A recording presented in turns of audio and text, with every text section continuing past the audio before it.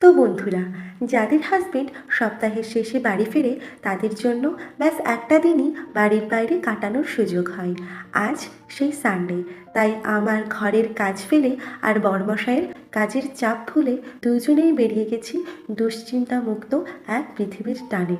এই একটা দিনের ভালো মুহূর্তগুলো নিয়েই পুরো সপ্তাহটা এর স্মৃতি দিয়েই কাটিয়ে দিই।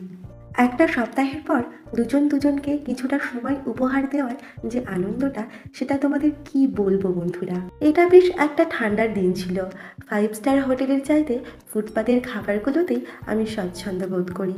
ফুটপাতের আলু ছোলা মাখা, মাটির ভাঁড়ের চা, এগুলো বেশ সুন্দর মুহূর্ত তৈরি করে। আর ছিল মথুরা কেক, ও খাচ্ছিল ভাপা পিঠে। এরপর চলে গেলাম রাস্তার পাশে একটা দোকানে বিরিয়ানি খাওয়ার জন্য। শেষমেশ চলে এলো বিরিয়ানি, আর আমরা হাপুস হুপুস করে খেয়ে বাড়ি ফিরে গেলাম। এভাবেই শেষ হলো আমাদের সানডে আউটিং।